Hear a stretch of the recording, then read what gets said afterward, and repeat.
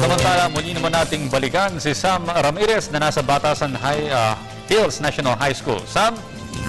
Yes, magandang umaga, Audrey. Kanina nga ay nakausap natin si Dr. Diego Amid, ang principal ng Batasan Hills National High School, tungkol sa disaster preparedness o kahandaan ng eskwelahan sa mga posibleng kalamidad na dito sa eskwelahan. Una na dyan yung mga lindol. So may mga hinahanda silang earthquake drill. At sabi sa atin ni Dr.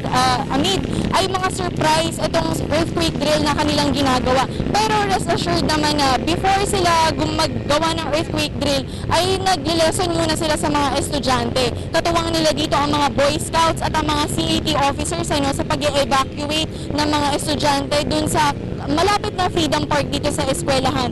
At kanina nga din nakita natin ay may mga nakapalibot na vicinity map kung saan makikita ng mga estudyante kung saan yung mga malalapit na exit points.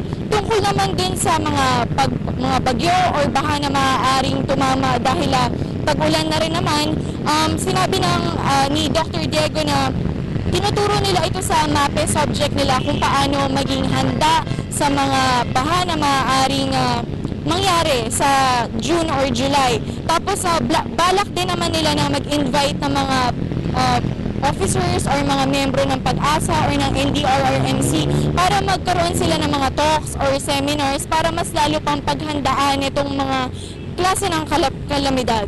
At kaugnay naman yan, meron din silang mga exercises din na ginagawa maliban dun sa earthquake drill at dun sa mga flash floods at mga bagyo na maaaring dumating At sinisiguro din naman ni Dr. Amid na handa sila at patuloy rin na pinaghahandaan ng mga kalamidad na ito.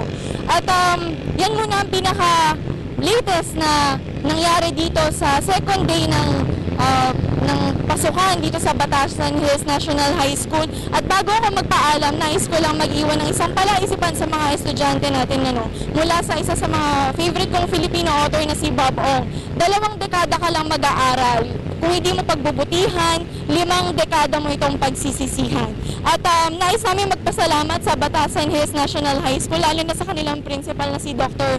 Amid para sa pag-accommodate sa amin. At nais ko rin magpasalamat sa kasama ko dito, mga engineering sa Unit 4. At maraming salamat din sa mga tumutok natin dyan ng mga kabalitaan. Muli ako po si Sam Ramirez. Okay?